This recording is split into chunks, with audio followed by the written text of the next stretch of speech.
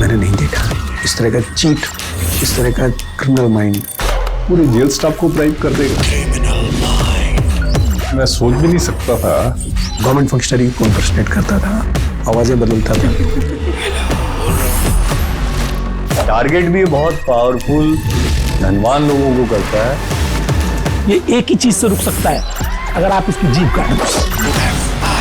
News चैनलों के इतिहास में पहली बार न्यूज 18 इंडिया की web series FIR number 208 streaming सून।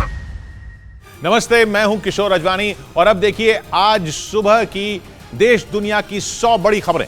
ब्रेकिंग न्यूज आ रही है। यूक्रेन को पश्चिमी देशों से टैंकों की खेप मिलने से भड़के रूस ने सुबह सुबह यूक्रेन पर मिसाइलें बरसा दी, जिसके बाद पूरे यूक्रेन में एयर अलर्ट जारी कर दिया गया।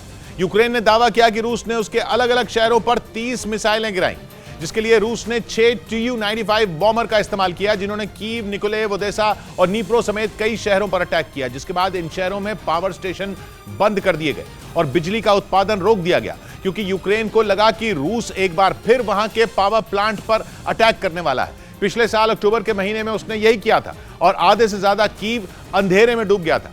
यूक्रेन के सर पर एक बार फिर यही खतरा मंडरा रहा है, क्योंकि सुबह सुबह रूस की मिसाइलें यूक्रेन पर मौत बनकर बरसी। यूक्रेन ने दावा किया कि रूस की मिसाइलें बहुत कम ऊंचाई पर उड़ती नजर आईं और उसने कुछ मिसाइलों को मार भी गिराया, लेकिन बाकी ने यूक्रेन की नाक में दम कर दिया। रूस के मिसाइल अटैक की तस्वीर भी आई, जिसमें एक मिसाइल शोर मचाते हुए यूक्रेन की ओर जाती नजर आई।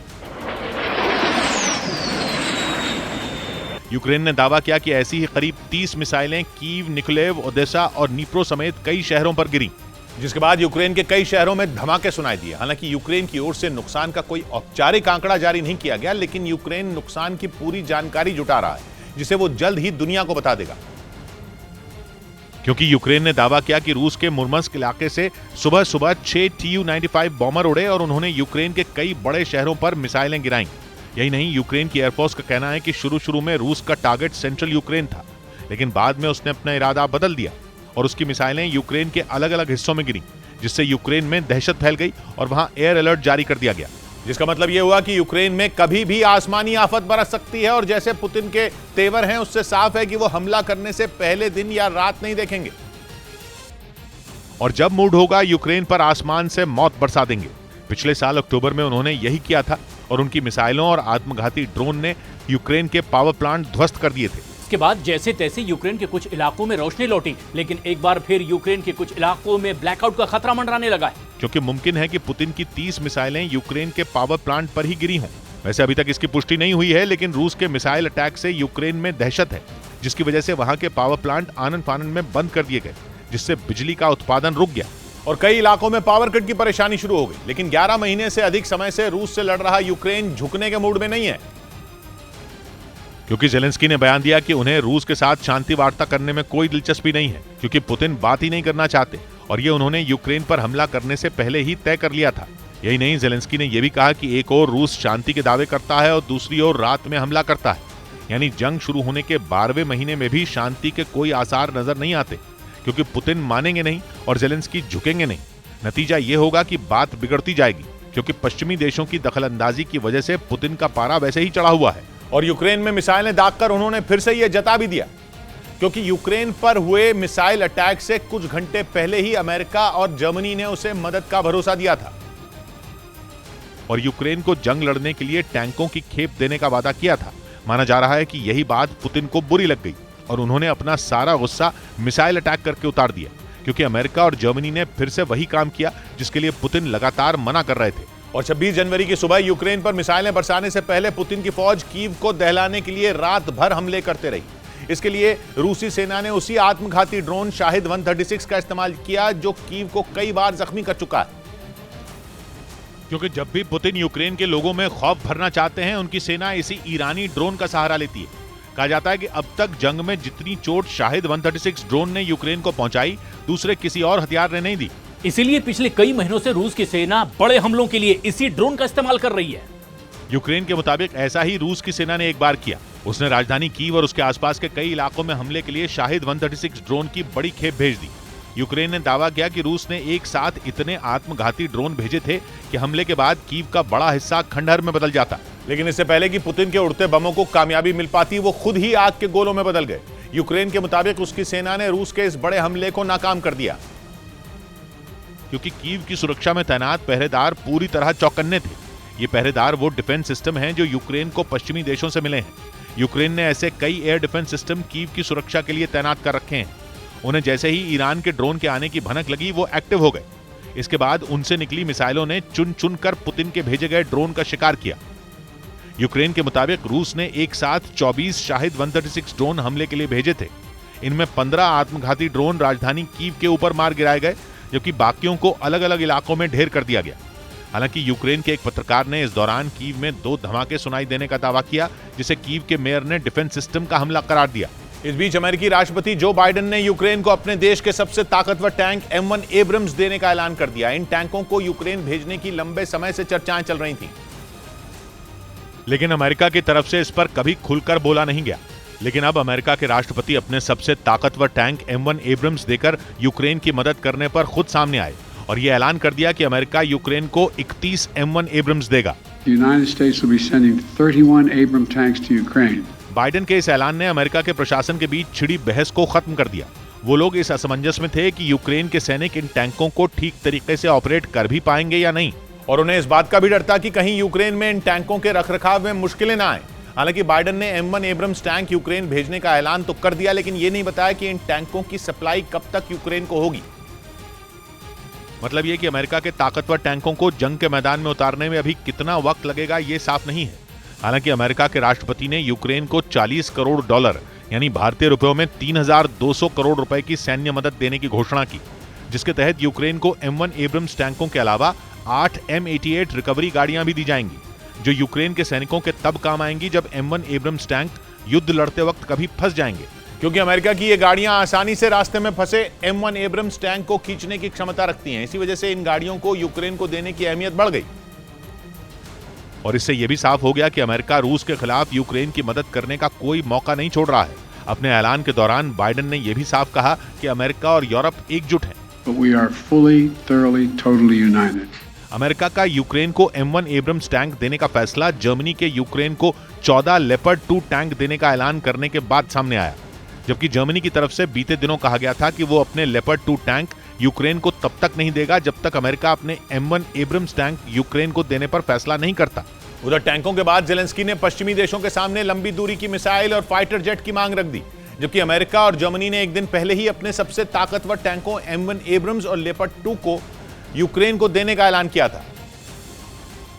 जिसके कुछ ही घंटों बाद जेलेंस्की ने पश्चिमी देशों से यूक्रेन को लंबी दूरी की मिसाइलें और फाइटर जेट देने की मांग की, ताकि उनके देश की सेना युद्ध में रूस को धूल चटाने के लिए पहले से मजबूत हो जाए। इसके लिए यूक्रेन के राष्ट्रपति ने नेटो के सेक्रेटरी जनरल से एक दिन पहले मुलाकात की और उनसे हथियारों की सप्लाई बढ़ाने की मांग की। साथ ही उन्होंने नेटो के सेक्रेटरी जनरल को बताया कि उन्हें आला अधिकारियों से यह पता चला है कि उनके रास्ते में अगला रोड़ा लड़ाकू विमान है, और यही वजह कि एक दिन पहले यूक्रेन के विदेश मंत्री ने पोलैंड के विदेश मंत्री से बातचीत के दौरान भी इस मुद्दे को उठाया। बताया जा रहा है कि पोलैंड के विदेश मंत्री से यूक्रेन की तरफ से जो सैन्य मदद मांगी गई उसमें फाइटर जेट भी शामिल रहे, क्योंकि यूक्रेन का मानना है कि बड़ी संख्या में अगर उसे लड़ाकू विमान मिल गए तो उसे जंग में बहुत फायदा होगा और वो हर पल रूस से मुकाबले के लिए तैयार रह सकेगा। इसलिए यूक्रेन ने नेटो देशों से उसे चौथी पीढ़ी के F-16 फाइटर जेट देने की मांग की। इससे पहले भी यूक्रेन की तरफ से लड़ाकू विमानों की मांग की गई थी, लेकिन तब उसे पश्चिमी देशों से मदद नहीं मिली थी। लेकिन बीते 2 हफ्तों में यूके, जर्मनी और अमेरिका ने एक एक कर अपने ताकतवर टैंकों को यूक्रेन भेजने का जो ऐलान किया, उससे यूक्रेन में उम्मीद की किरण जगी और जेलेंस्की ने नेटो सेक्रेटरी जनरल के सामने अपनी मांग रख दी। इस बीच पश्चिमी देशों के हथियार यूक्रेन को लगातार मिलने से रूस भड़क गया। रूस के ये तेवर दुनिया के सामने तब आए जब यूके, जर्मनी और अमेरिका ने यूक्रेन को अपने सबसे आधुनिक और दमदार टैंक देने की घोषणा की, जिसके बाद पश्चिमी देशों पर रूस का गुस्सा फूट पड़ा, क्योंकि यूके, जर्मनी और अमेरिका की तरफ से यह साफ कर दिया गया कि वो यूक्रेन की मदद करने से पीछे हटने वाले नहीं हैं। मतलब ये कि आने वाले दिनों में युद्ध के मैदान में पश्चिमी देशों के हथियार बड़ी तादाद में देखने को मिल सकते हैं, जिनसे रूस की सेना को निपटना होगा, क्योंकि अमेरिका यूक्रेन को अपने 31 M1 एब्रम्स टैंक देगा, जबकि 14 लेपर्ड 2 टैंकों को जर्मनी यूक्रेन भेजने वाला है। इसी तरह यूके की तरफ से भी 14 चैलेंजर 2 टैंक यूक्रेन भेजे जाएंगे, और ये सभी इन तीनों देशों के सबसे आधुनिक टैंक हैं, जिनके एक के बाद एक यूक्रेन को दिए जाने के ऐलान से रूस भड़क गया और उसने पश्चिमी देशों के इन टैंकों को उड़ाने की धमकी दे डाली। और साफ कहा कि ये टैंक उसका कुछ नहीं बिगाड़ पाएंगे।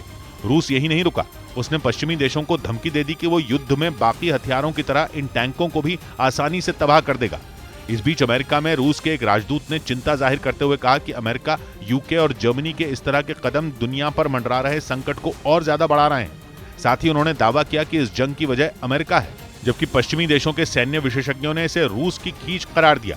उनका कहना है कि यूक्रेन को मिल रही मदद से रूस की चिंता बढ़ गई और वो भड़क उठा। इधर अमेरिका में फेसबुक, इंस्टाग्राम और व्हाट्सएप की सेवा कई घंटों के लिए ठप हो गई, जिसकी वजह से इनका इस्तेमाल करने वाले लोग परेशान हो गए।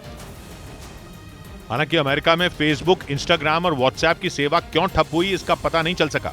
इंटरनेट पर डेटा ट्रैकिंग करने वाली एजेंसी के मुताबिक एक दिन पहले अमेरिका में इंस्टाग्राम और फेसबुक का इस्तेमाल करने वाले 20,000 से ज्यादा लोगों ने लॉगिन के समय एरर आने की शिकायत की, जिसकी वजह से वो अपना अकाउंट खोल ही नहीं पा रहे थे। इस बीच चीन के अखबार साउथ चाइना मॉर्निंग पोस्ट ने यह दावा किया कि चीन और अमेरिका के लड़ाकू विमान दक्षिण चीन सागर के ऊपर टकराने से बाल बाल बच गए। इस घटना के बाद अमेरिका ने चीन के पायलट पर खतरनाक तरीके से लड़ाकू विमान उड़ाने का आरोप लगाया, जबकि चीन ने अमेरिका के आरोपों को नकारते हुए यह दावा कर दिया कि अमेरिकी लड़ाकू विमान उसकी समुद्री सीमा में घुस आया था। इसके साथ ही चीन ने अमेरिका पर जंग के लिए उकसाने वाली हरकत करने का भी आरोप लगा दिया। चीन की तरफ से एक वीडियो भी जारी किया गया जिसमें एक नेवल बेस से उसके 2 J-11 फाइटर जेट उड़ान भरते दिखे। चीन के मुताबिक उसने इन दोनों लड़ाकू विमानों को दक्षिण चीन सागर में मौजूद अमेरिका के जंगी जहाजों पर नजर रखने के लिए भेजा था, जो उसकी समुद्री सीमा में घुसने की ताक में थे। और इसी दौरान उनका सामना अमेरिका के फाइटर जेट से हो गया। चीन का आरोप है कि उसकी समुद्री सीमा के पास पिछले कई दिनों से अमेरिका की सेना मिलिट्री ड्रिल करने में जुटी है, जिसकी वो कई दिनों से निगरानी कर रहा है। और इसी कड़ी में उसने अमेरिका की हरकतों पर नजर बनाए रखने के लिए अपने 2 लड़ाकू विमान उड़ाए थे। चीन का यह भी आरोप है कि अमेरिका के फाइटर जेट ने उसकी सीमा में घुसने की कोशिश भी की थी, जिसके बाद उसके पायलटों ने उसे खदेड़ना शुरू कर दिया। लेकिन अमेरिका का कहना है कि उसका विमान चीन की सीमा में दाखिल ही नहीं हुआ था, बल्कि वो विवादित क्षेत्र में चीन की हरकत पर नजर रख रहा था। और इसी दौरान चीन के फाइटर जेट खतरनाक तरीके से उड़ते हुए उसके लड़ाकू विमान के सामने आ गए। दावा किया जा रहा है कि चीन और अमेरिका के लड़ाकू विमानों के बीच की दूरी इतनी कम थी कि दोनों विमानों के पायलट एक दूसरे को देख सकते थे। मतलब ये कि दोनों देशों के विमान हवा में एक दूसरे से टकराने ही वाले थे। लेकिन ये पहली बार नहीं है जब दक्षिण चीन सागर में अमेरिका और चीन के लड़ाकू विमान टकराने से बचे हैं। इससे पहले 21 दिसंबर को भी चीन और अमेरिका आसमान में एक दूसरे के सामने खड़े हो गए थे, और उस दौरान भी दोनों देशों के फाइटर जेट आसमान में टकराने से बच गए थे। ये घटना तब हुई थी जब अमेरिका का RC-135 लड़ाकू विमान साउथ चाइना सी के ऊपर उड़ान भर रहा था। तभी चीन का J-11 फाइटर जेट उसके बेहद नजदीक पहुंच गया। अमेरिकी रक्षा मंत्रालय पेंटागन के मुताबिक चीनी फाइटर जेट उसके विमान के इतना नजदीक आ गया था कि दोनों के बीच 20 फीट की दूरी रह गई थी। इस घटना के बाद अमेरिका ने चीन के पायलट पर खतरनाक तरीके से विमान उड़ाने का आरोप लगाया था, और उसने ये चेतावनी भी दी थी कि अगर समंदर में चीन ने अपनी उकसाने वाली हरकत बंद नहीं की तो अंजाम बुरा होगा। इधर कोरोना के खिलाफ जंग में भारत को एक और हथियार मिल गया। गणतंत्र दिवस पर भारत में बनी दुनिया की पहली नेजल वैक्सीन लॉन्च कर दी गई, जिसकी ड्रॉप बूस्टर डोज की तरह ली जा सकेगी। भारत बायोटेक की नेजल वैक्सीन इनकोवैक को केंद्रीय स्वास्थ्य मंत्री मनसुख मांडविया ने लॉन्च किया और इसे भारत और विश्व कल्याण के लिए अहम बताया। हमारा लक्ष्य है देश और विश्व स्वस्थ रहे। भारत बायोटेक की नेजल वैक्सीन के लिए सरकार को प्रति डोज 325 रुपए, जबकि निजी अस्पतालों को इसके लिए 800 रुपए देने होंगे। उधर पुतिन की सेना से यूक्रेन में एक बहुत बड़ी गलती हो गई। इतनी बड़ी गलती जिसके लिए पुतिन अपने सैनिकों को माफी देना तो दूर, उल्टा उन्हें सूली पर चढ़ा सकते हैं। हुआ यह कि खैरसॉन में कब्जे की लड़ाई के चक्कर में रूस की एक मिसाइल वहां बंदरगाह पर खड़े तुर्की के एक मालवाहक जहाज पर जाकर फट पड़ी, जिसकी वजह से जहाज ने आग पकड़ ली और वो लपटों में धधकता नजर आया। बताया गया कि तुर्की का ये जहाज पिछले साल फरवरी से ही खैरसॉन में फंसा हुआ था। तुर्की का मालवाहक जहाज गया है तो वो अपना नुकसान यूं ही तो नहीं जाने देगा, और तुर्की की रत्ती भर की नाराजगी उठाने का जोखिम रूस नहीं ले सकता। जंग शुरू होने के बाद रूस के इक्का दुक्का दोस्त ही बचे हैं, और तुर्की तो वो देश है जो रूस के दुश्मन नेटो की टीम में होने के बावजूद पुतिन के साथ खड़ा हुआ है। अमेरिका और यूरोपियन यूनियन के जबरदस्त दबाव के बावजूद तुर्की ने रूस पर प्रतिबंध नहीं लगाए हैं। ऐसे में युद्ध के इस मोड़ पर पुतिन तुर्की जैसे अहम साथी को खोने का चांस नहीं ले सकते, लेकिन रूस के सैनिकों की गलती तुर्की को आग बबूला कर सकती है। इधर AMU में विवादास्पद नारे लगाने के मामले में यूनिवर्सिटी प्रबंधन ने जांच के आदेश दे दिए। वहां गणतंत्र दिवस के कार्यक्रम के दौरान विवादास्पद नारे लगाए गए, जिसका वीडियो सोशल मीडिया पर तेजी से वायरल हो गया, जिस पर संज्ञान लेते हुए यूनिवर्सिटी प्रबंधन ने जांच कराने का फैसला लिया।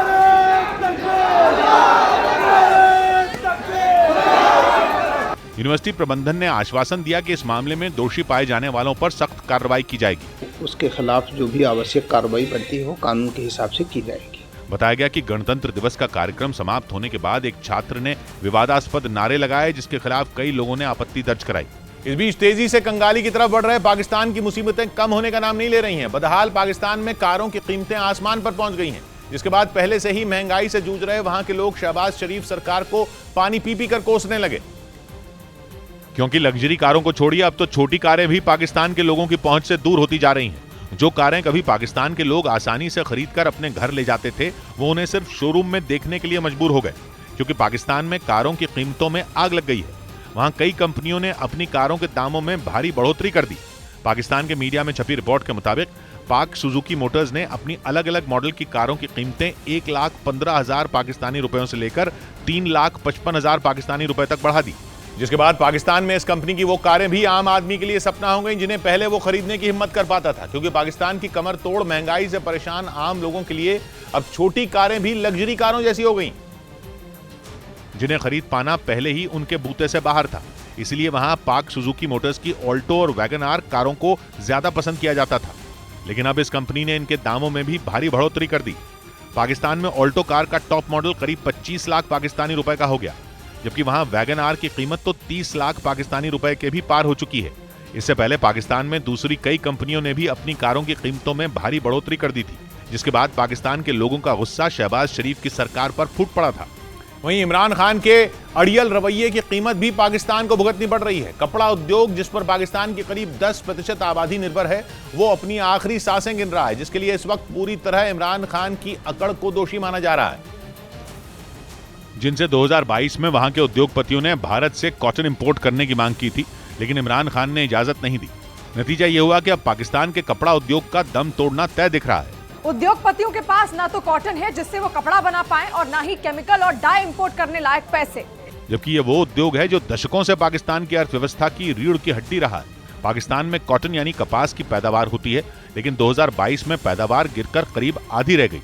मुसीबत दिखाई तो तभी देने लगी थी, लेकिन इमरान खान की समझ में सीधा अर्थशास्त्र नहीं घुस पाया, और भारत के विरोध में अंधे होकर इमरान खान ने ऐसा फैसला लिया जिसने वहां के कपड़ा उद्योग को तबाह कर दिया। अब तो हालत यह है कि पाकिस्तान के 2.5 करोड़ लोगों की रोजी रोटी छिनने की नौबत है, जो कपड़ा उद्योग से जुड़े हैं। इमरान खान के आदेश के बाद पाकिस्तान ने भारत की बजाय अमेरिका से कपास खरीदने का फैसला किया था। पहली मुसीबत तो तब हुई जब अमेरिका से इंपोर्ट हुआ कॉटन देर से पाकिस्तान पहुंचा।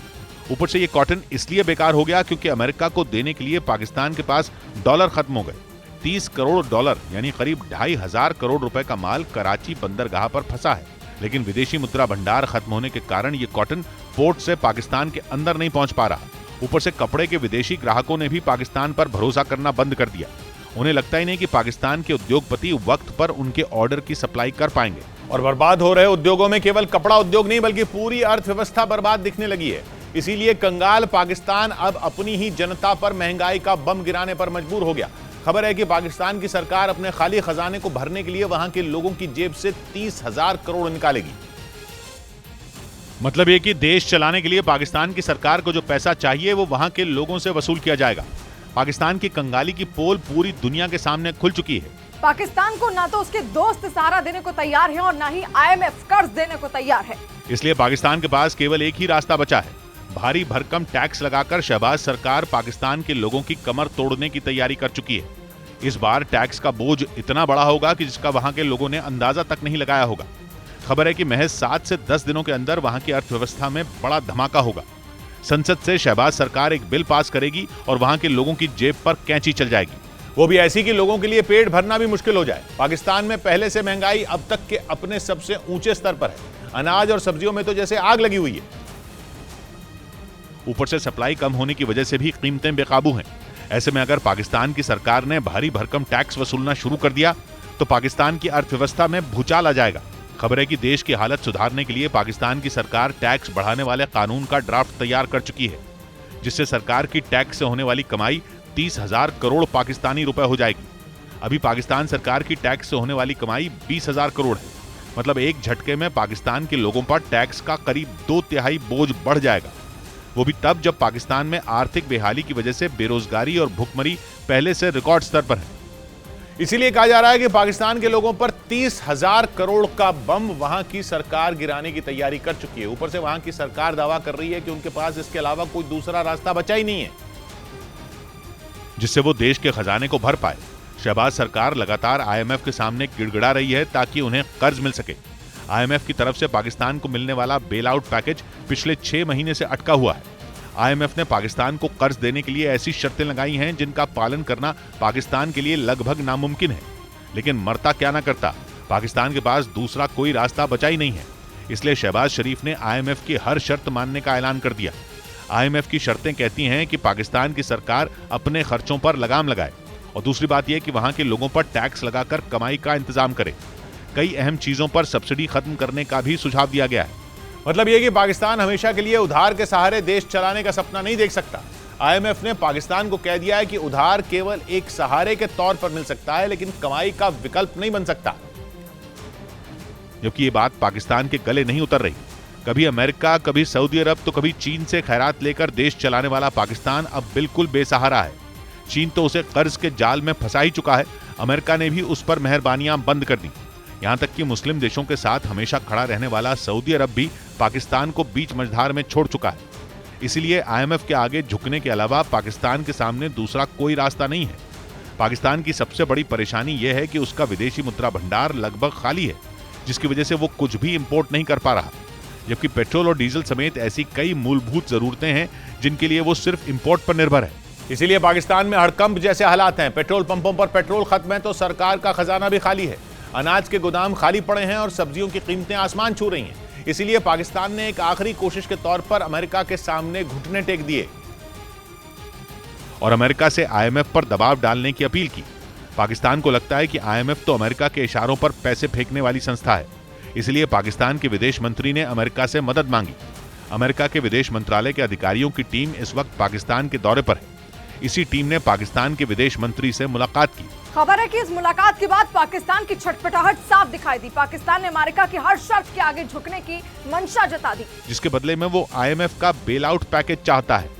ऊपर से पाकिस्तान की सरकार की हालत ऐसी है कि दुनिया उस पर भरोसा करने को तैयार नहीं है। अमेरिका और आईएमएफ को भी इस बात पर भरोसा नहीं है कि शहबाज सरकार आईएमएफ की शर्तों के पूरा होने तक सत्ता में रहेगी या नहीं रहेगी। इधर जम्मू कश्मीर के डोडा में भारी बर्फबारी के बाद बंद हुए रास्तों को खोलने का काम तेज कर दिया गया और सड़कों पर जमा बर्फ को मशीनों की मदद से हटाया गया।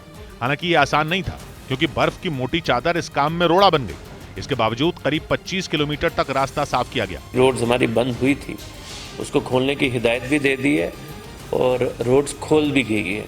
इस बीच मौसम विभाग ने अगले 24 घंटे भारी बर्फबारी का अलर्ट जारी किया। इस बीच चीन की एक सैन्य मैगजीन ने दावा किया कि ताइवान से युद्ध हुआ तो चीन ड्रोन को अपना सबसे बड़ा हथियार बना सकता है। इस मैगजीन में यह भी बताया गया कि ताइवान से जंग छिड़ने के बाद चीनी सेना ड्रोन का किस तरह से इस्तेमाल कर सकती है और यह भी दावा किया गया कि युद्ध के दौरान ड्रोन ही वो हथियार होगा जो ताइवान को घुटनों पर लाने के लिए चीन के लिए तुरुप का इक्का साबित हो सकता है। चीन की इस सैन्य मैगजीन के मुताबिक ड्रोन का इस्तेमाल ताइवान के नेताओं की हत्या और हथियारों को निशाना बनाने के लिए भी किया जा सकता है। दावा है कि चीन का मकसद ताइवान को सभी दिशाओं में चित्त करने का है, फिर चाहे वो जमीन हो या आसमान या फिर समंदर, अंतरिक्ष, बिजली और इंटरनेट। चीन हर तरह से ताइवान पर कब्जे की फिराक में है और यही वजह है कि ताइवान से जंग होने के हालात में ड्रोन चीन के लिए अहम भूमिका निभा सकता है, क्योंकि चीन की उस सैन्य मैगजीन में ड्रोन के एयरक्राफ्ट और दूसरे हथियारों के मुकाबले कई फायदे गिनाए गए, जिनमें ड्रोन की एक बड़ी खूबी यह है कि वो 30 से 40 घंटे तक हवा में उड़ सकता है, जबकि जिन लड़ाकू विमानों को पायलट उड़ाते हैं वो सिर्फ 3 से 4 घंटे आसमान में उड़ान भर सकते हैं। यही नहीं, ड्रोन से ताइवान के छोटे जहाजों को भी आसानी से निशाने पर लिया जा सकता है। चीन और ताइवान एक दूसरे से 1949 में अलग हो गए थे, लेकिन चीन ताइवान पर अपना दावा ठोकता है और उसे अपना बताता है। लेकिन ताइवान चीन के इस दावे को नहीं मानता। बीते दिनों अमेरिकी संसद की पूर्व स्पीकर नैन्सी पेलोसी की ताइवान यात्रा के बाद से इन दोनों देशों के बीच तनाव ज्यादा बढ़ गया। इधर पटना के पास बिहटा इलाके में अवैध शराब की सूचना पर छापा मारने पहुंची पुलिस के साथ कुछ महिलाओं ने बदसलूकी की, जिसका वीडियो सोशल मीडिया पर वायरल हो गया, जिसमें कुछ महिलाएं पुलिस के एक जवान को घेरे नजर आईं जो अवैध शराब के खिलाफ छापा मारने गई टीम में शामिल था। महिलाओं ने उस पर घर से रुपए चुराने का आरोप लगाया और उसकी पैंट तक उतरवा दी। वहीं पुलिस ने जांच के बाद कार्रवाई का भरोसा दिया। उधर पश्चिमी मीडिया ने दावा किया कि यूक्रेन युद्ध के बीच रूस से लगातार मिल रही धमकी के बाद ब्रिटेन ने अपने परमाणु प्लांटों की सुरक्षा बढ़ा दी, क्योंकि आशंका जताई जा रही है कि ब्रिटेन के परमाणु प्लांटों को ड्रोन से निशाना बनाया जा सकता है। और खतरे को भांपते हुए ब्रिटेन ने अपने न्यूक्लियर प्लांटों की सुरक्षा में एंटी ड्रोन सिस्टम तैनात कर दिए ताकि ड्रोन से होने वाले हमले को वक्त रहते नाकाम किया जा सके। इसकी नौबत इसलिए आई क्योंकि पश्चिमी मीडिया ने यह आशंका जताई कि ब्रिटेन के परमाणु प्लांटों पर किसी भी वक्त हमले हो सकते हैं। दावा किया जा रहा है कि पुतिन की सेना ड्रोन से हमले को अंजाम देगी क्योंकि 11 महीनों से चल रही इस जंग में ब्रिटेन यूक्रेन के साथ खड़ा है और वो रूस को रोकने के लिए उसे एक से बढ़कर एक हथियार भी दे रहा है। इसी वजह से पुतिन ब्रिटेन पर भड़के हुए हैं और वो कई बार उस पर हमले की धमकी दे चुके हैं। जिसकी परवाह न करते हुए ब्रिटेन युद्ध में यूक्रेन को खतरनाक टैंक और दूसरे हथियारों की सप्लाई करने में जुटा है। इसी वजह से यह माना जा रहा है कि पुतिन ब्रिटेन को सबक सिखाने के लिए उस पर धावा बोल सकते हैं। और पश्चिमी मीडिया का दावा है कि रूस के निशाने पर ब्रिटेन के न्यूक्लियर प्लांट है। मतलब ये कि पुतिन ब्रिटेन को उस जगह चोट पहुंचाने की प्लानिंग में जुटे हैं जहां वार करने पर ब्रिटेन की कमर ही टूट जाएगी। यही नहीं, अटलांटिक महासागर में पुतिन की हाइपरसोनिक परमाणु मिसाइल ज़र्कॉन भी तैनात है। और रूस का दावा है कि ब्रिटेन और अमेरिका के कई शहर उसकी इस मिसाइल की रेंज में हैं। इसी वजह से ब्रिटेन के कान खड़े हो गए और उसने बिना देर किए अपने परमाणु प्लांटों की सुरक्षा सख्त कर दी। इसके अलावा ब्रिटेन ने प्रधानमंत्री दफ्तर और दूसरे बड़े संस्थानों की सुरक्षा में भी एंटी ड्रोन सिस्टम खड़े कर दिए। इधर बागेश्वर धाम वाले बाबा पर चित्रकूट के एक आदमी ने अंधविश्वास फैलाने और झूठे वादे करने का आरोप लगाया। उसका इल्जाम है कि उसकी पत्नी पिछले साल जुलाई में बागेश्वर धाम में गुम हो गई थी, जिसकी शिकायत करने पर धीरेन्द्र कृष्ण शास्त्री ने आधे घंटे में उनके मिल जाने का भरोसा दिया, लेकिन 7 महीने बाद तक उनकी कोई खबर नहीं लगी। कहा रो नहीं, उसका पता आ गया है, फोटो आ गई है, हम आधा घंटा बाद बता देंगे। चित्रकूट के रहने वाले दुर्गा प्रसाद रैकवार के मुताबिक वो अपनी पत्नी को भूत प्रेत की शिकायत की वजह से बागेश्वर धाम ले गए थे, जहां उनकी पत्नी अचानक गायब हो गई। हालांकि जब उसकी शिकायत उन्होंने धीरेन्द्र कृष्ण शास्त्री से करनी चाहिए तो सुरक्षा कर्मियों ने उन्हें रोक दिया, जिसके बाद उन्होंने इसकी शिकायत पुलिस से भी की, लेकिन वहां से भी उन्हें कोई मदद नहीं मिली।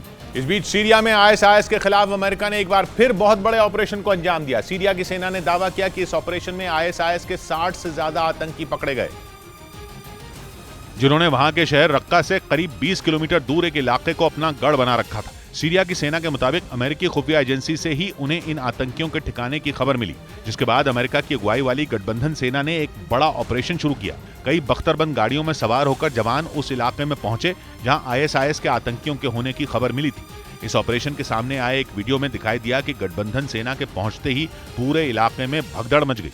ड्रोन से लिए गए वीडियो में कई आतंकी जान बचाने के लिए भागते दिखाई दिए, जिन्हें धर दबोचा गया। सीरिया ने दावा किया कि इस ऑपरेशन में आईएसआईएस के एक कमांडर समेत 60 से ज्यादा आतंकी पकड़े गए। इधर दिल्ली में आम आदमी पार्टी की मेयर उम्मीदवार शैली ओबरॉय वक्त पर चुनाव कराने की मांग को लेकर सुप्रीम कोर्ट पहुंच गई, जिस पर सुबह सुनवाई हो सकती है। याचिका में उन्होंने मेयर का चुनाव जल्द कराने और मनोनीत पार्षदों को वोटिंग से दूर रखने की मांग की। नंबर इनके पास है, बहुमत इनके पास है, तो ये बताएं अपना मेयर क्यों नहीं बना रहे। वहीं बीजेपी ने चुनाव में देरी पर आम आदमी पार्टी से सवाल पूछे। दिल्ली के नगर निगम एमसीडी में पहले 6 और फिर 24 जनवरी को मेयर का चुनाव होना था, लेकिन हंगामे की वजह से दोनों बार इसे टालना पड़ा। उधर न्यूज 18 को मिली एक्सक्लूसिव जानकारी के मुताबिक पाकिस्तान की खुफिया एजेंसी आईएसआई ने एक बार फिर पंजाब को दहलाने की बड़ी साजिश रची है, जिसके तहत वो खालिस्तानी आतंकियों को आरपीजी यानी रॉकेट प्रोपेल्ड ग्रेनेड से हमले की ट्रेनिंग दे रहा है। आरपीजी वो हथियार होता है जिसे कंधे पर रखकर चलाया जाता है। और न्यूज 18 को मिली एक्सक्लूसिव जानकारी के मुताबिक आईएसआई खालिस्तानी आतंकियों को आरपीजी चलाने की ट्रेनिंग देने में जुटा है, ताकि वो पंजाब के शहरों को निशाना बना सकें।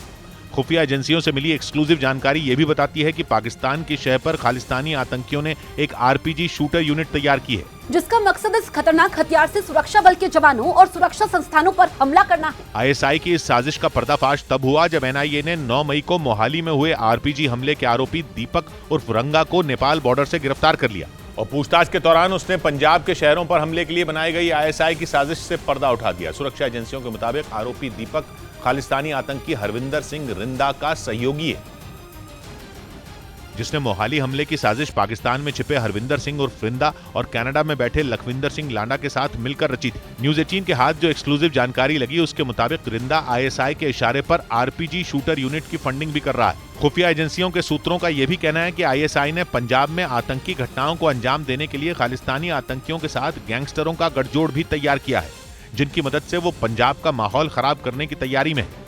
इस बीच अमेरिका के पूर्व राष्ट्रपति डोनाल्ड ट्रंप एक बार फिर फेसबुक और इंस्टाग्राम चला सकेंगे। फेसबुक और इंस्टाग्राम चलाने वाली कंपनी मेटा ने इसकी घोषणा कर दी और बताया कि आने वाले हफ्तों में डोनाल्ड ट्रंप के फेसबुक और इंस्टाग्राम अकाउंट को बहाल कर दिया जाएगा।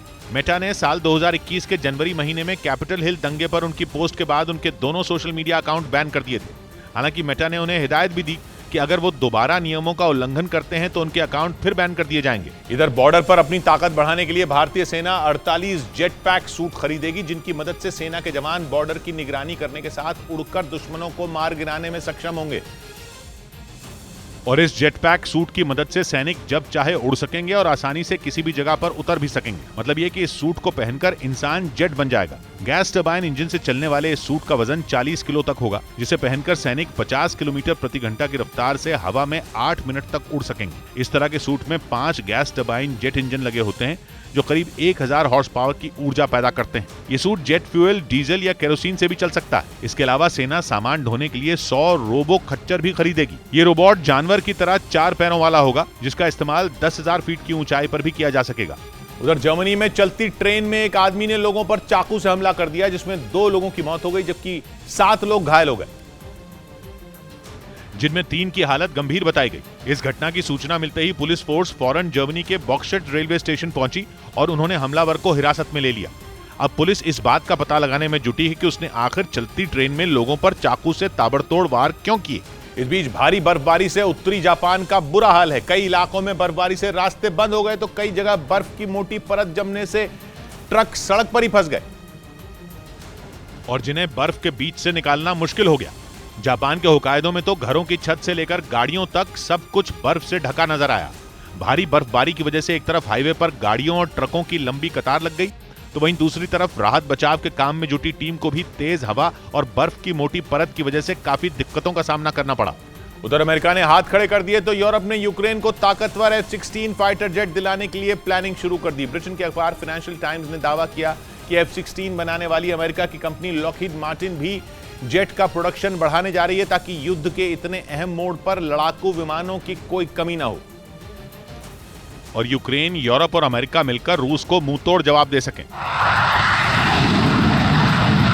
फाइनेंशियल टाइम्स ने अपनी रिपोर्ट में दावा किया कि लॉकहीड मार्टिन ने उसे बताया है कि F-16 जेट के थर्ड पार्टी ट्रांसफर की बात चल रही है। इस डील के तहत यूरोप के देश उनके पास मौजूद अमेरिका के F-16 जैसे लड़ाकू विमान यूक्रेन को ट्रांसफर करेंगे और फिर उनके पास जेट की जो कमी पैदा होगी उसे लॉकहीड मार्टिन F-16 देकर पूरी करेगी। असल में बात यह है कि अमेरिका यूक्रेन को F-16 देने से साफ इनकार कर चुका है। उसे डर है कि कहीं यूक्रेन उसके लड़ाकू विमानों का इस्तेमाल सीधे रूस की जमीन पर न कर दे, क्योंकि अगर ये हो गया तो ये जंग रूस वर्सेस यूक्रेन की नहीं बल्कि रूस वर्सेस अमेरिका की हो जाएगी। और अमेरिका ये नहीं होने देना चाहता, क्योंकि अगर अमेरिका के एक भी विमान से रूस की सीमा पर हमला हुआ तो रूस इसे सीधा अमेरिका का हमला मानेगा और अमेरिका यूक्रेन की मदद करने के चक्कर में रूस से लड़कर अपने हाथ नहीं जलाना चाहता। लेकिन अमेरिका ने भले ही अपने हाथ पीछे खींच लिए हों, यूरोप में अमेरिका के साथियों ने यूक्रेन को लंबे चौड़े रूट से F-16 दिलाने की कोशिश तेज कर दी है। पोलैंड और रोमानिया जैसे यूक्रेन के पड़ोसी और नेटो के देश F-16 ऑपरेट भी करते हैं। रक्षा विशेषज्ञ भी साफ कह रहे हैं कि यूक्रेन को सिर्फ टैंक, बख्तरबंद गाड़ियां और मल्टीपल लॉन्च रॉकेट सिस्टम जैसे भारी भरकम हथियार देकर ही काम नहीं बनने वाला। अगर यूक्रेन को जिताना है, उसे मजबूत करना है, तो उसकी वायुसेना को धार देनी होगी और यूक्रेन की एयरफोर्स में दम तगड़ा लड़ाकू विमान ही फूंक सकता है। रक्षा विशेषज्ञों का मानना है कि इसके लिए single engine multi role F-16 Ukraine के लिए सबसे बढ़िया ऑप्शन रहेगा। इधर उत्तर प्रदेश के आगरा में एक धर्मशाला के बेसमेंट की खुदाई के दौरान उससे लगे कई मकान गिर गए, जिसमें दबकर एक बच्ची की मौत हो गई जबकि 2 लोग घायल हो गए, जिन्हें राहत और बचाव टीम ने रेस्क्यू कर अस्पताल पहुंचाया। हादसे के बाद वहां भीड़ इकट्ठा हो गई, जिनमें कुछ लोग पुलिस से बहस करते दिखाई दिए। जो भी इसमें दोषी है उनके खिलाफ सख्ती से कार्रवाई की जाएगी, उनको आइडेंटिफाई किया जा रहा है। मलबे में फंसे सभी लोगों को सुरक्षित निकाल लिया गया। इस बीच आशंका जताई जा रही है कि पश्चिम अफ्रीकी देश नाइजीरिया की वायुसेना की एक गलती ने नासारवा बनेऊ बॉर्डर पर कई लोगों की जान ले ली, क्योंकि 3 दिन पहले नाइजीरिया की वायुसेना ने आसमान से बमबारी की थी, लेकिन वो बम अपने टारगेट पर गिरने के बजाय गलत जगह जा गिरा, जिस वजह से नासारवा बेनियू बॉर्डर के पास बसे एक गांव में 100 से ज्यादा लोगों की जान खतरे में पड़ गई। बताया जा रहा है कि इस हादसे में 50 लोगों की मौत हो गई और घायलों का इलाज अस्पताल में जारी है। हालांकि अभी इसकी जांच चल रही है कि इन लोगों की मौत नाइजीरिया की वायुसेना की बमबारी के कारण हुई या इस बम विस्फोट के पीछे किसी और का हाथ है। हालांकि नाइजीरिया की मिलिट्री के प्रवक्ता ने बताया कि जिस वक्त बम विस्फोट हुआ तब उसी इलाके में हवाई हमले हो रहे थे। इससे पहले भी नाइजीरिया की वायुसेना की कई बार आतंकियों के खिलाफ ऑपरेशन के दौरान गड़बड़ी करने पर आलोचना हो चुकी है। इधर केंद्रीय वित्त मंत्री निर्मला सीतारमण ने बजट से पहले हलवा सेरेमनी में हिस्सा लिया और वित्त मंत्रालय के अधिकारियों के बीच खुद हलवा बांटा। और इस दौरान उनके साथ केंद्रीय वित्त राज्य मंत्री डॉक्टर भागवत कृष्ण राव और पंकज चौधरी भी मौजूद रहे। बजट दस्तावेज को अंतिम रूप देने से पहले मंत्रालय में हलवा बांटने की परंपरा रही है। कोरोना की वजह से वित्त मंत्रालय में 2 साल तक ये हलवा सेरेमनी नहीं मनाई गई थी।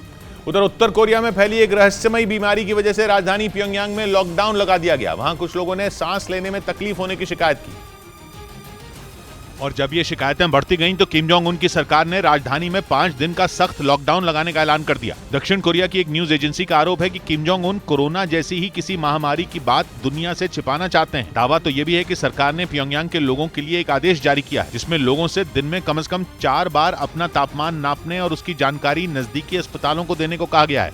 हालांकि इस आदेश में कहीं भी कोरोना का जिक्र नहीं किया गया है, लेकिन इस नई बीमारी के सारे लक्षण कोरोना की तरह ही नजर आते हैं।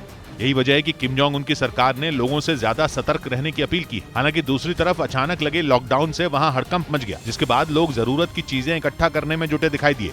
इधर बिहार की गया पुलिस का एक तोते से पूछताछ का वीडियो सामने आया जिसमें पुलिस ने शराब तस्कर के तोते से उसके मालिक का पता उगलवाने की कोशिश की, लेकिन तोता भी अपने मालिक का वफादार निकला और पुलिस को उसने कोई जानकारी नहीं दी। अमृत मलाह कहाँ गया? कटोरा में दारू बनाता है।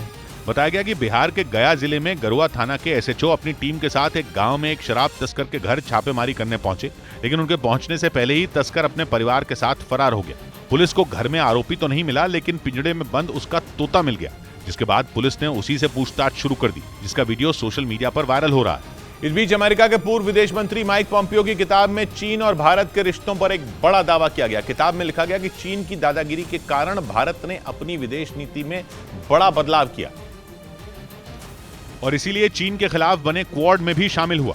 आमतौर पर इस तरह के संगठनों से दूर रहने वाले भारत के रुख की माइक पॉम्पियो ने खूब तारीफ की। कुछ दिन पहले बाजार में आई पॉम्पियो की किताब never give an inch fighting for America I love में भारत के बारे में कई अहम जानकारियां लिखी गई। पॉम्पियो के मुताबिक क्वाड में भारत का शामिल होना एक बड़ी घटना थी। इस संगठन में भारत के अलावा अमेरिका, जापान और ऑस्ट्रेलिया शामिल है। हिंद महासागर और पूर्वी चीन सागर में दादागिरी कर रहे चीन के खिलाफ ये संगठन बनाया गया था। लेकिन पॉम्पियो का दावा अगर सही है तो एलएसी पर चीन का अड़ियल रवैया देखने के बाद भारत ने इस संगठन में शामिल होने का फैसला किया था। इधर गणतंत्र दिवस पर पंजाब की पटियाला जेल में बंद कांग्रेस नेता नवजोत सिंह सिद्धू को रिहा नहीं किया गया। जेल प्रशासन ने 26 जनवरी पर अच्छे आचरण वाले कुछ कैदियों को रिहा करने की सिफारिश पंजाब सरकार को भेजी थी, जिसमें सिद्धू का भी नाम था, लेकिन उनकी रिहाई नहीं हुई, जिससे परिवार और उनके समर्थकों में नाराजगी दिखी। सिद्धू की पत्नी नवजोत कौर ने ट्वीट कर पंजाब सरकार पर निशाना साधा। 35 साल पुराने एक मामले में सिद्धू करीब 8 महीने से जेल में है। उधर चीन ने बांग्लादेश में निवेश बढ़ाना शुरू कर दिया और वहां के मोंगला पोर्ट को अपनी रणनीति का हिस्सा बना लिया, जबकि बांग्लादेश के इस दूसरे सबसे बड़े पोर्ट के विकास में भारत भी बढ़ चढ़कर निवेश कर रहा है। और 2015 में बांग्लादेश ने भारत की मदद से इसे अपग्रेड करने का फैसला भी किया था, लेकिन चीन को यह हजम नहीं हुआ और वो बीच में कूद पड़ा। 2016 में शी जिनपिंग ने बांग्लादेश के साथ इस पोर्ट के विकास में सहयोग करने का समझौता किया, लेकिन ये बात सिर्फ कागज पर ही रही और बांग्लादेश को चीन से कुछ खास मदद नहीं मिली। जबकि मोंगला पोर्ट पर भारत और बांग्लादेश के बीच बात आगे बढ़ी और खबर आई कि भारत के इंजीनियर जल्द ही मोंगला पोर्ट जाएंगे। और जैसे ही चीन को यह पता चला वो सक्रिय हो गया। उसने पोर्ट के विकास के लिए दी जाने वाली रकम जल्द ही बांग्लादेश पहुंचने का ऐलान कर दिया, क्योंकि चीन नहीं चाहता कि हिंद महासागर के किनारे बसे इस पोर्ट पर भारत की पकड़ मजबूत हो और इसीलिए उसने बांग्लादेश में वही चाल चली जो श्रीलंका और पाकिस्तान में चली थी। यानी चीन ने बांग्लादेश को भी कंगाल करने का मन बना लिया है, क्योंकि वो मोंगला पोर्ट के विकास के नाम पर बांग्लादेश को इतना कर्ज देगा कि उसके लिए चुकाना मुश्किल हो जाए। यही नहीं, वो भारत के पूर्वोत्तर राज्यों तक व्यापार के इस रास्ते में दखल देने का अधिकार भी ले लेगा, क्योंकि मोंगला पोर्ट बंगाल की खाड़ी में है, यानी हिंद महासागर के उस हिस्से में जो भारत के राज्य पश्चिम बंगाल और बांग्लादेश के बीच की कड़ी है। चीन ने भारत को घेरने के चक्कर में ही श्रीलंका और पाकिस्तान की दुर्गति कर डाली है और अब उसकी नजर बांग्लादेश पर है, जो अपने बंदरगाह के विकास के लिए आर्थिक मदद चाहता है। भारत उसकी मदद भी कर रहा है, लेकिन चीन के ऑफर ने बांग्लादेश का लालच बढ़ा दिया और अब वो भारत और चीन दोनों से मदद लेने के चक्कर में है। वो भी ये जानते बूझते कि चीन किसी भी देश की मदद की भारी कीमत वसूलता है। पाकिस्तान और श्रीलंका तो इसका जीता जागता उदाहरण है, जो चीन के कर्ज तले इस कदर दबे की कंगाल ही हो गए और अब उसकी बुरी नजर बांग्लादेश पर पड़ गई है, क्योंकि हिंद महासागर में भारत को घेरने के चक्कर में वो बांग्लादेश को बलि का बकरा बनाने के मूड में है। वरना 2016 में वादा करके भूलने वाले शी जिनपिंग को अचानक बांग्लादेश के मोंगला पोर्ट की याद नहीं आती।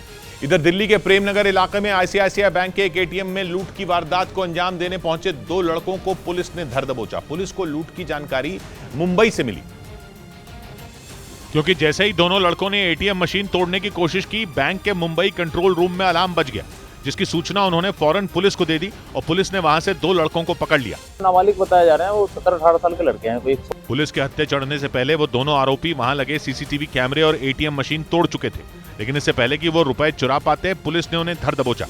उधर मुंबई से चौंकाने वाला मामला सामने आया। वहां आर्थर रोड जेल में लाए गए एक कैदी की तलाशी के दौरान सोना मिला, जिससे कैदी की तलाशी लेने वाले पुलिसकर्मी भी हैरान रह गए, क्योंकि बताया गया कि उस कैदी को कस्टम्स विभाग की टीम मुंबई के एयरपोर्ट से गिरफ्तार करके लाई थी, लेकिन जेल में एंट्री के समय जब उसकी तलाशी ली गई तो उसकी पैंट में छिपाकर रखी गई एक पतली सी थैली का पता चला, जिससे करीब 750 ग्राम सोना बरामद किया गया।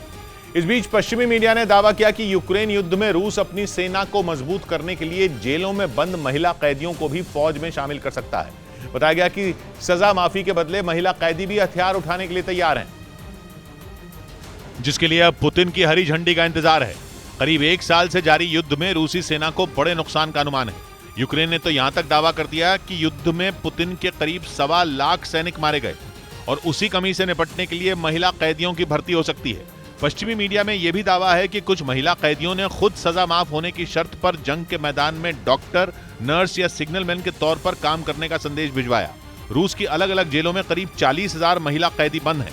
उधर 17 से 27 फरवरी तक साउथ अफ्रीका में होने वाले युद्ध अभ्यास ने अमेरिका की नींद उड़ा दी, क्योंकि यह अभ्यास साउथ अफ्रीका अकेला नहीं करेगा, बल्कि रूस और चीन की नौसेना भी इसमें शामिल होगी। और तीनों देश समंदर में उस समय अपनी ताकत दिखाएंगे जब यूक्रेन जंग को 1 साल पूरा हो चुका होगा। अमेरिका को यही बात खटकी, क्योंकि साउथ अफ्रीका के पूर्वी तट पर होने वाले इस युद्ध अभ्यास में रूस और चीन की नेवी भी हिस्सा लेंगी और 17 से 27 फरवरी तक उनकी नौसेनाएं शक्ति प्रदर्शन करेंगी। यानी 24 फरवरी और उसके आसपास के दिनों में एक विशाल युद्ध अभ्यास होने वाला है, जिसका नाम रखा गया है मौजी 2, जो 10 दिन तक हिंद महासागर के किनारे चलेगा। और यही बात अमेरिका को परेशान कर रही है। हालांकि साउथ अफ्रीका ने पश्चिमी देशों को भरोसा दिया कि यह एक रूटीन एक्सरसाइज है, लेकिन अमेरिका को उसकी बात पर विश्वास नहीं हुआ, क्योंकि वो एक बार साउथ अफ्रीका पर भरोसा कर सकता है, लेकिन रूस और चीन पर भरोसा करना उसके लिए नामुमकिन है। और इसी वजह से वो तीनों देशों के युद्ध अभ्यास की खबर सुनकर रेड अलर्ट पर है। यानी अमेरिका के लिए ये ड्रिल रूटीन एक्सरसाइज नहीं है, बल्कि यूक्रेन जंग के बाद उसके खिलाफ खड़े 3 देशों का चक्रव्यूह है, जिसे भेदना उसके लिए आसान नहीं होगा, क्योंकि चीन और रूस दोनों की अफ्रीकी देशों से गहरी दोस्ती है और दोनों ही उन्हें सैन्य और आर्थिक मदद देते रहते हैं। यही वजह रही कि साउथ अफ्रीका ने रूस और चीन के साथ मिलकर युद्ध अभ्यास करने का ऐलान किया। यह अलग बात है कि वो इस एक्सरसाइज पर पश्चिमी देशों को सफाई देता फिर रहा है, लेकिन जानकार मानते हैं कि साउथ अफ्रीका चाहता तो अभ्यास की तारीख थोड़ी पहले या फिर आगे खिसक सकती थी, लेकिन ऐसा नहीं हुआ और यह ड्रिल 24 फरवरी के आसपास होने जा रही है, जिससे साफ होता है कि साउथ अफ्रीका खुलकर रूस और चीन का साथ देने के मूड में है। वैसे वो ये बात पहले भी साबित कर चुका है, क्योंकि जब संयुक्त राष्ट्र में यूक्रेन जंग पर रूस के खिलाफ प्रस्ताव आया था तो साउथ अफ्रीका ने वोटिंग में हिस्सा नहीं लिया था, यानी रूस का साथ दिया था। इधर हिमाचल प्रदेश के मनाली में कुछ सैलानी आपस में भिड़ गए, जिसका वीडियो सोशल मीडिया पर वायरल हो गया, जिसमें भारी बर्फबारी के बीच कुछ पर्यटक एक दूसरे पर लात घूंसे बरसाते दिखे। वहां काफी देर हंगामा होता रहा, जिसके बाद बीच बचाव कर लोगों ने मामला शांत कराया। बताया गया कि पर्यटकों के बीच गाड़ियों के परमिट लेने पर झगड़ा हुआ। उधर पश्चिमी मीडिया की एक रिपोर्ट में दावा किया गया कि रूस के सैनिक जंग में अपने T-14 टैंकों के खराब प्रदर्शन से परेशान हैं और वो इसकी शिकायत अपने सीनियर अधिकारियों से भी कर चुके हैं। लेकिन इसके बावजूद इन टैंकों की अगली खेप को जंग के मैदान में भेजने की तैयारी शुरू हो चुकी है, जबकि रूसी सेना T-14 टैंकों का इस्तेमाल करने से पहले से कतरा रही है, क्योंकि रूस के कई अधिकारी इन टैंकों के इंजन और थर्मल इमेजिंग सिस्टम में खराबी की बात कह चुके हैं। यहां तक कि रूस के रक्षा मंत्री सर्गेई शोइगु भी इन टैंकों की खामियों को गिना चुके हैं, लेकिन इसके बावजूद रूस एक बार फिर इन्हें जंग में भेजना चाहता है। जबकि दूसरी ओर नेटो के सदस्य रूस के खिलाफ लड़ाई के लिए यूक्रेन की टैंक आर्मी को मजबूत करने में जुटे हैं। हाल ही में जर्मनी ने अपना घातक लेपर्ड 2 टैंक यूक्रेन को देने का ऐलान किया। ब्रिटेन पहले ही अपने 14 चैलेंजर 2S टैंक देने की बात कह चुका है, जिससे यूक्रेन की ताकत कई गुना बढ़ जाएगी। ऐसे में T-14 टैंकों की वजह से रूस को आने वाले दिनों में बड़ा नुकसान उठाना पड़ सकता है। पश्चिमी मीडिया के मुताबिक इसी आशंका से पुतिन की फौज घबराई हुई है।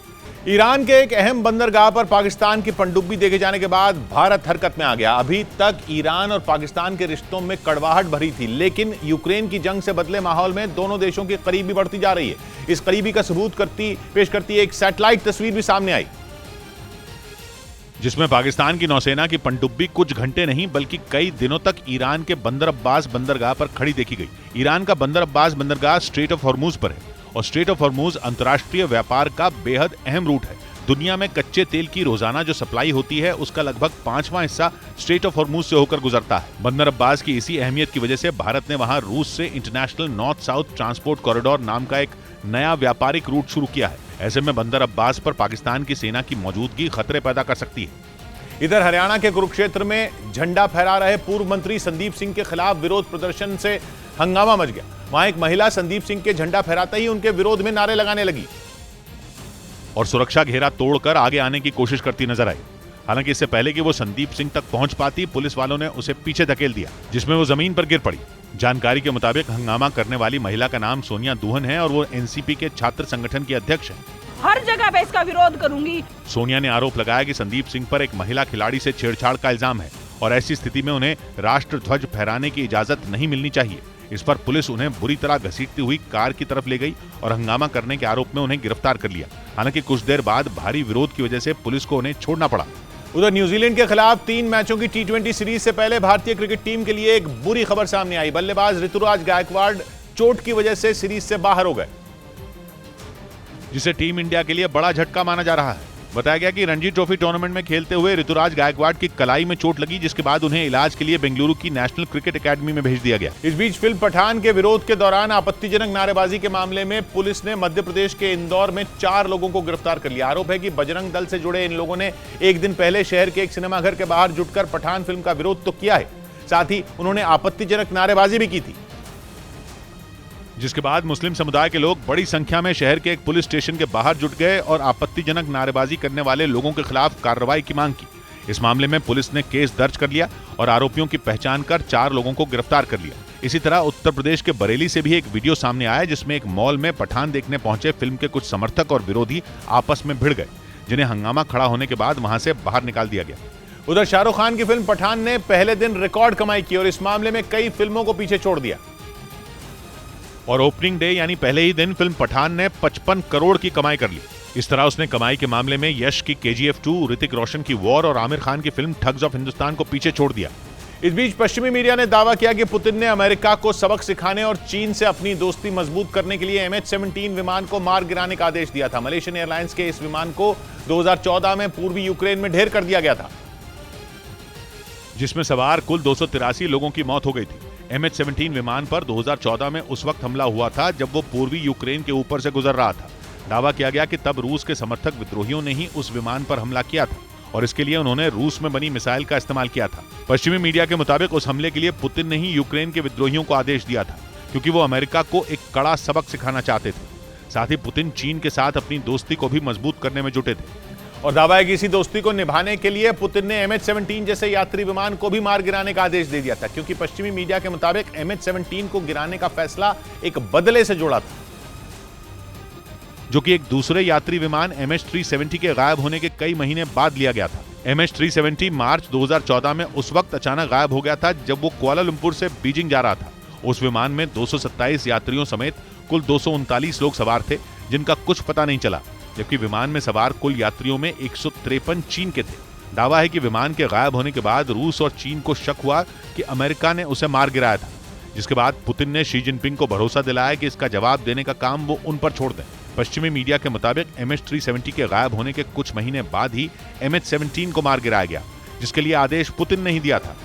इधर बिहार के पूर्णिया में एक घर की छत पर पाकिस्तान का झंडा लगा होने से बवाल मच गया, जिस पर पुलिस ने फौरन एक्शन ले लिया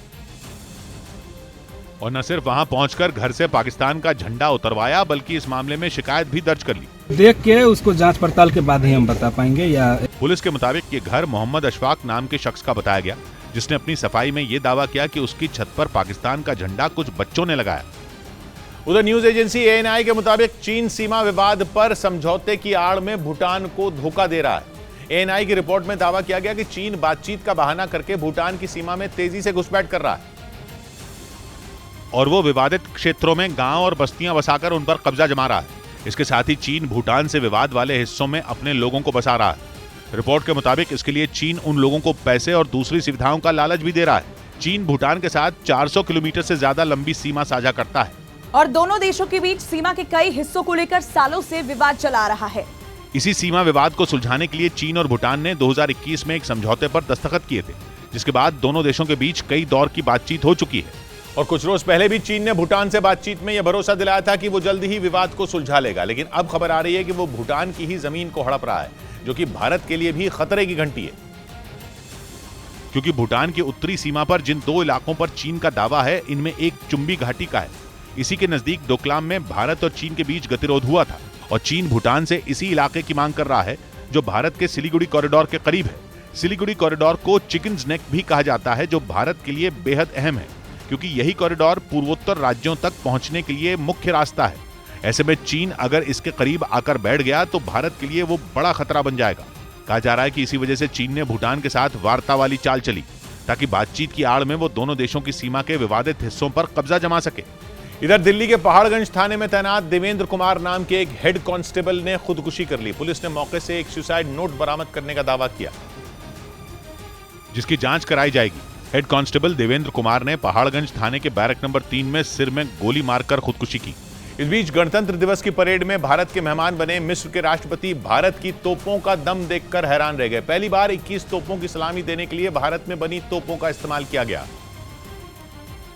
जबकि इससे पहले तक भारत में हमेशा ब्रिटिश युग की 25 पाउंडर तोपों का इस्तेमाल होता था। लेकिन भारत के गणतंत्र दिवस पर मेहमान बनकर पहुंचे मिस्र के राष्ट्रपति को भारतीय तोपों से सलामी दी गई। 21 तोपों की सलामी देखकर मिस्र के राष्ट्रपति अब्दुल फतेह अल सीसी हैरान रह गए। पिछले कुछ सालों से भारत में 105 मिलीमीटर वाली फील्ड गन बनाई जा रही हैं। इन्हीं का इस्तेमाल इस बार 21 तोपों की सलामी देने के लिए किया गया। मेक इन इंडिया अभियान के तहत भारत में इन तोपों का उत्पादन किया जा रहा है। विशेष राष्ट्रीय मेहमानों को 21 तोपों की सलामी देना भारत की परंपरा रही है, लेकिन इसके लिए स्वदेशी तोपों का इस्तेमाल पहली बार किया गया। कोरोना की वजह से 2 साल तक भारत के गणतंत्र दिवस के समारोह में कोई विदेशी मेहमान शामिल नहीं हुआ था। उधर यूक्रेन में अचानक रूस ने अपने सबसे खतरनाक टैंक भेजने का फैसला कर लिया। ऐसे टैंक जो यूक्रेन के हर टैंक पर भारी पड़ेंगे। इन टैंकों को किलिंग मशीन तक कहा जाता है, जो सीरिया और लीबिया में हुई लड़ाई में अपना दम दिखा चुके हैं। यूक्रेन की फौज को अमेरिका से नए टैंक मिलने की खबर के बाद यह फैसला लिया गया। हॉलीवुड फिल्म मैड मैक्स की आग उगलने वाली गाड़ियों से इस टैंक की तुलना की जाती है। ये टैंक इतने खतरनाक हैं कि ये बारूदी सुरंग के ऊपर से गुजर जाएं तो इन पर कोई फर्क नहीं पड़ता। इन पर ऐसी बंदूकें तैनात हैं जो 3 किलोमीटर दूर तक सटीक निशाना लगा सकती हैं। रफ्तार में बेजोड़ और ताकत में बेमेल ये टैंक यूक्रेन की जंग में बेहद अहम साबित होंगे। जर्मनी और अमेरिका से मिल रहे नए टैंकों को चुनौती देने के लिए इन टैंकों को यूक्रेन भेजा गया है। ब्रेकिंग न्यूज आ रही है पंजाब से। फिलीपींस में बैठे आतंकी अर्श डल्ला और उसके साथी मनप्रीत ने पंजाब पुलिस को खुली चुनौती दी है। न्यूज 18 को एक ऑडियो भेजा गया है जिसमें खुद को आतंकी मनप्रीत बताने वाले एक आदमी ने यह दावा किया कि पंजाब पुलिस ने लुधियाना के जगरांव में हुए एक एनकाउंटर में गलत आदमी को गोली मार दी। जगरांव में हुए उस एनकाउंटर में पुलिस की गोली लगने से एक बदमाश घायल हो गया, जबकि एक बदमाश फरार हो गया। पुलिस के मुताबिक पंजाब के एक कारोबारी से आतंकी अर्श डल्ला और उसके साथी मनप्रीत के नाम पर 30 लाख रुपए की फिरौती मांगी गई थी, जिसका पता चलते ही पुलिस ने पैसे लेने आ रहे बदमाशों को घेर लिया और फिर मुठभेड़ के दौरान पैर में गोली लगने से एक बदमाश घायल हो गया। इस घटना के बाद न्यूज 18 को एक ऑडियो भेजा गया जिसमें खुद को आतंकी मनप्रीत बताने वाले उस शख्स ने यह दावा किया कि जगरांव में पुलिस ने बेकसूर आदमी को गोली मारी, लेकिन उसने यह भी माना कि वो आदमी उसका साथी है। हालांकि न्यूज 18 इस ऑडियो की पुष्टि नहीं करता है। बोलदा वीर मनीला तो ते वीर एक गल करनी जिहड़ी अज जगरावी पुलिस ने गोली मारी आ बंदे दे ते ओनू साडे नाल रलाया आ भी सानू तो इस चीज़ का पता ही नहीं सीगा भी फिरौती मंगी है। ठीक है, आनंद तिवारी हमारे साथ जुड़ रहे हैं। आनंद, तो अभी इसमें मामला पूरा है क्या? ये हाँ जी, देखिए किशोर जी, आज एक इनकाउंटर हुआ है जगरांव में पंजाब के, जहां पर 2 लोगों को पकड़ने के लिए पुलिस ने वहां पर बैरिकेड लगाए थे। एक गैंगस्टर को पकड़ा गया है। उसके बाद एक फिलीपींस से एक जो आतंकी अर्श डल्ला उसके सहयोगी ने मनप्रीत ने न्यूज 18 को एक ऑडियो भेजा और उसमें दावा किया है कि पुलिस ने गलत लोगों को पकड़ा है और ये हमारे करीबी जरूर थे, लेकिन हमारे नाम पे ये फिरौती मांग रहे थे, इससे हमारा कोई लेना देना नहीं है। उन्होंने पंजाब पुलिस को खुली चुनौती दी है कि अगर जरूरी है तो आप हमसे आके बात करें, और सीधा मैसेज दिया है। पंजाब पुलिस इस ऑडियो की भी तस्दीक करेगी और इस पूरे मामले को लेकर लगातार पंजाब पुलिस जो है जिस बदमाश को पकड़ा है उससे लगातार पूछताछ कर रही है। बता दें कि अभी हाल में ही गृह मंत्रालय ने जो आतंकी घोषित किया था। आनंद आवाज आ रही है? ये देखिए अभी हाल में ही जी किशोर जी, हाल ही में जो अर्शदुल्ला उसे गृह मंत्रालय ने आतंकी घोषित किया था, उसके ही सहयोगी ने मनप्रीत ने जो न्यूज 18 इंडिया उसे फिलीपीन से ऑडियो भेजा और उसमें दावा किया है कि पुलिस ने जिन लोगों को पकड़ा है वो हमारे लोग नहीं है, हमारे केवल जानकार थे, और इस तरीके से इनकाउंटर में सवाल खड़े किए हैं। शुक्रिया आनंद आपका।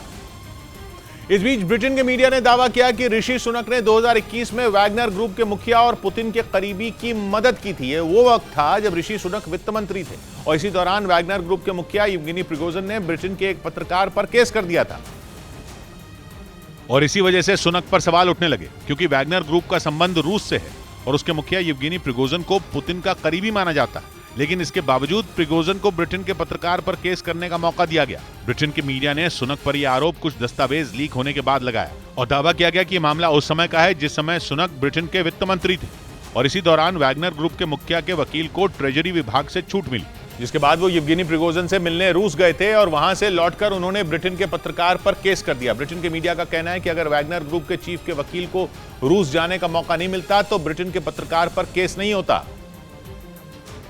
और पुतिन के करीबी प्रिगोजिन की ये बड़ी हार होती, या यूं कहें कि पुतिन की हार होती, क्योंकि 2022 में रूस के यूक्रेन पर हमला करने के कुछ ही दिन बाद प्रिगोजिन ये केस हार गए। लेकिन इससे पहले ब्रिटेन की बदनामी हो गई, क्योंकि उसके दुश्मन पुतिन के एक करीबी ने डंके की चोट पर वहां के पत्रकार को कोर्ट में घसीटा, वो भी सुनक के विभाग से मिली छूट की वजह से, जबकि होना यह चाहिए था कि वैगनर ग्रुप के चीफ पर बैन लगता और इसीलिए ब्रिटेन के अखबारों ने सुनक को पुतिन का मददगार कहना शुरू कर दिया, जिस पर सुनक के कार्यालय की ओर से सफाई दी गई और साफ कर दिया गया कि 2021 में जो हुआ वो नियमों के तहत हुआ।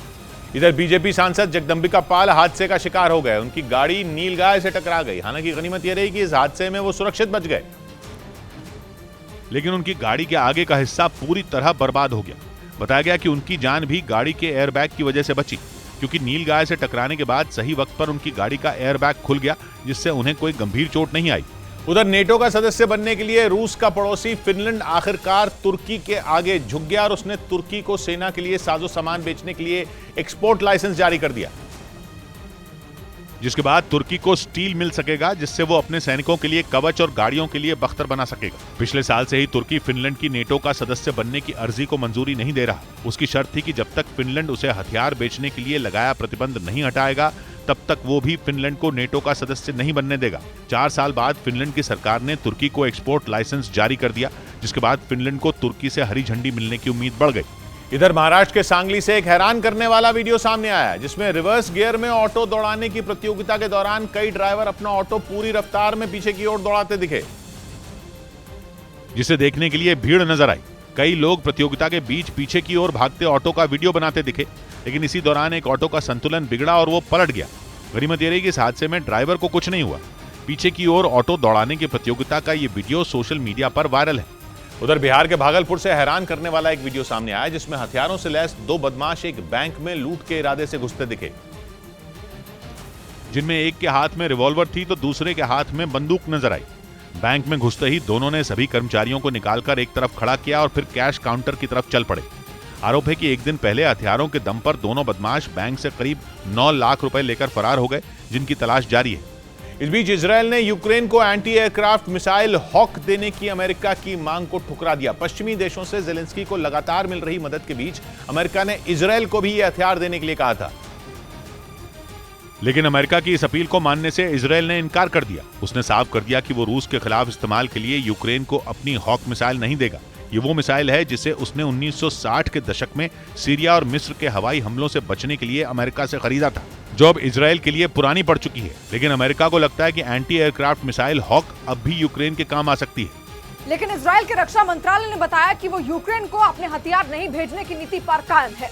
और पश्चिमी मीडिया के मुताबिक इसकी बड़ी वजह सीरिया में उसे नुकसान पहुंचने का डर है, क्योंकि यूक्रेन को हथियार देने से इजरायल के रूस के साथ रिश्ते बिगड़ सकते हैं। रूस का सीरिया में बड़ा दखल है, जहां ईरान के समर्थन वाले लड़ाकों के ठिकानों पर इजरायल अक्सर बमबारी करता रहता है। लेकिन सीरिया में आधुनिक हथियार और मिसाइल सिस्टम होने के बावजूद रूस ने कभी इजरायल पर पलटवार नहीं किया। इसी वजह से यूक्रेन में युद्ध की शुरुआत से ही इजरायल ने न तो रूस का विरोध किया और न ही मांगने पर भी जेलेंस्की को हथियार दिए। यहां तक कि अमेरिका के कहने पर भी उसने ऐसा करने से साफ मना कर दिया। इधर पटना के पास बिहटा इलाके में एक तेज रफ्तार कार ने सड़क पर पैदल चल रहे कई लोगों को कुचल दिया, जिसमें 2 लोगों की मौके पर ही जान चली गई, जबकि 2 लोग घायल हो गए। हादसे के बाद वहां चीख पुकार मच गई। जिस गाड़ी से हादसा हुआ उसके परखचे उड़ गए। महिला और उसके एक बच्चे की मौत हो गई। हादसे से गुस्साए लोगों ने पटना आरा नेशनल हाईवे जैम कर पुलिस की गाड़ी में तोड़फोड़ की। उधर अमेरिकी खुफिया एजेंसी FBI ने आरोप लगाया कि पिछले साल अमेरिका से चोरी की गई करोड़ों की क्रिप्टो करेंसी के पीछे उत्तर कोरिया का हाथ था, जिसकी वजह से अमेरिका को $100 मिलियन यानी भारतीय रुपयों के हिसाब से 800 करोड़ से ज्यादा का नुकसान उठाना पड़ा था। FBI के मुताबिक इसके लिए उत्तर कोरिया के कुछ हैकरों ने मिलकर अमेरिका के सॉफ्टवेयर में सेंधमारी की, जिसके पीछे की वजह अमेरिका के उत्तर कोरिया पर लगाए गए प्रतिबंधों को बताया गया। और ये दावा किया गया कि इस रकम का इस्तेमाल उत्तर कोरिया ने अपने देश में बैलिस्टिक मिसाइल और खतरनाक हथियार बनाने में किया। अमेरिकी खुफिया एजेंसी ने आरोप लगाया कि हैकरों को शह देने का काम खुद किम जोंग उन ने किया, ताकि इतनी बड़ी रकम पर एक झटके में हाथ साफ किया जा सके। इस बीच इजराइल के कब्जे वाले वेस्ट बैंक से एक बार फिर गोलीबारी की खबर सामने आई। वहां इजराइल की फौज की तरफ से की गई फायरिंग में फिलिस्तीन के 8 प्रदर्शनकारियों की जान चली गई, जो उस वक्त इजराइल की सरकार के खिलाफ नारेबाजी कर रहे थे। तभी इजराइल की फौज ने वहां ताबड़तोड़ गोलियां बरसा दी। जानकारी के मुताबिक इजराइल की फौज ने वहां कुछ जगहों पर छापे मारे, जिसका विरोध जताने के लिए लोग सड़कों पर उतर आए। इसके बाद नारेबाजी बढ़कर पत्थरबाजी तक पहुंच गई और उसके बदले में इजराइल की फौज को गोलियां चलानी पड़ी। हालांकि गोलीबारी से मची भगदड़ काफी देर बाद तक भी शांत नहीं हुई। यही वजह थी कि इजराइल की सेना ने उन इलाकों पर ड्रोन की मदद से नजर बनाए रखी जहां ये हंगामा हुआ था। इधर मुंबई के साकीनाका इलाके में कुछ झुग्गियों में भीषण आग लग गई, जिसके बाद वहां ऊंची ऊंची लपटें नजर आई। हालांकि हादसे में किसी की जान नहीं गई, लेकिन झुग्गियों में लगी आग ने लोगों के रोंगटे खड़े कर दिए। चारों तरफ धुएं का गुबार और ऊंची ऊंची लपटें नजर आईं, जिस पर फायर ब्रिगेड की 5 गाड़ियों ने कड़ी मशक्कत के बाद काबू पाया। उधर कोरोना वैक्सीन बनाने वाली अमेरिका की कंपनी फाइजर पर बेहद सनसनीखेज आरोप लगे। एक स्टिंग ऑपरेशन के जरिए दावा किया गया कि अपनी जेब भरने के लिए फाइजर कोरोना वायरस से छेड़छाड़ करने की कोशिश में है, ताकि वायरस बेहद जानलेवा हो जाए और कंपनी कोरोना का नया टीका बना सके। और इसका सबूत पेश करने के लिए अमेरिका के प्रोजेक्ट वेरिटास नाम के एक संगठन ने स्टिंग ऑपरेशन जारी कर दिया। स्टिंग ऑपरेशन में एक आदमी फाइजर कंपनी के रोंगटे खड़े कर देने वाले एक कथित प्लान से पर्दा उठाता दिखा। वो ये कहता सुनाई दिया कि फाइजर इस बात पर विचार कर रही है कि जब कोरोना वायरस म्यूटेट हो सकता है तो क्यों न कंपनी खुद ही वायरस को म्यूटेट कर दे और उसकी नई वैक्सीन तैयार करे। One of the things we're exploring is like, why don't we just mutate ourselves so we can create unduplicated develop new vaccines, right? इतना ही नहीं, उस शख्स ने कोरोना वायरस को म्यूटेट करने के लिए बंदरों को जरिया बनाने के बारे में सोचने का भी दावा किया। इस आदमी को फाइजर कंपनी के रिसर्च डेवलपमेंट डिपार्टमेंट में डायरेक्टर बताया गया। हालांकि ये दावा सच है भी या नहीं, इसका ही कोई सबूत नहीं। और तो और जिस प्रोजेक्ट वेरिटास संगठन ने फाइजर कंपनी पर आरोप लगाए, उसके तौर तरीकों पर सवाल उठते रहे हैं। इधर यूक्रेन से छिड़े युद्ध के बीच रूस में दवा का संकट गहरा गया। इसकी जानकारी खुद रूस के राष्ट्रपति व्लादिमीर पुतिन ने दी और बताया कि रूस में कुछ दवाओं की लगातार कमी होती जा रही है, जिस वजह से रूस में लगातार दवाइयों के दामों में इजाफा हो रहा है। ये संकट रूस पर इसलिए टूटा क्योंकि जंग की वजह से अमेरिका समेत कई पश्चिमी देशों ने रूस पर कई बैन लगाए हुए हैं। इन प्रतिबंधों की वजह से ही रूस में दवाओं की सप्लाई पर असर पड़ा और दवाओं का संकट खड़ा हो गया। पुतिन के मुताबिक ये हालात तब हैं जब रूस में पिछले साल की पहली तिमाही के मुकाबले इस साल 22% ज्यादा दवाएं बनी हैं और बाजार में मौजूद 60% दवाओं को रूस में ही बनाया गया है। तब भी कुछ दवाओं की रूस में लगातार कमी हो रही है। इस बीच पाकिस्तान के क्वेटा शहर में गैस रिसाव की अलग अलग घटनाओं में 16 लोगों की मौत हो गई। पुलिस ने बताया कि पिछले 7 दिनों में शहर भर में गैस रिसाव की कई घटनाएं हुई और गैस रिसाव की इन घटनाओं की चपेट में आने से 16 लोगों की जान चली गई। वहीं कई लोगों को अस्पताल में भर्ती कराया गया। पुलिस ने बताया कि गैस की लोड शेडिंग और रिसाव की वजह से सिर्फ क्वेटा में ही नहीं बल्कि आसपास के जिलों से भी इस तरह की कई घटनाएं सामने आई। तो ये थी देश दुनिया की 100 बड़ी खबरें। मैंने नहीं देखा इस तरह का चीट, इस तरह का क्रिमिनल माइंड पूरे जेल स्टाफ को ब्राइब कर देगा। मैं सोच भी नहीं सकता था। गवर्नमेंट फंक्शनरी को इम्पर्सनेट करता था, आवाजें बदलता था। टारगेट भी बहुत पावरफुल धनवान लोगों को करता है। ये एक ही चीज से रुक सकता है, अगर आप इसकी जीभ काट दो। न्यूज चैनलों के इतिहास में पहली बार न्यूज 18 इंडिया की web series FIR number 208 streaming सून।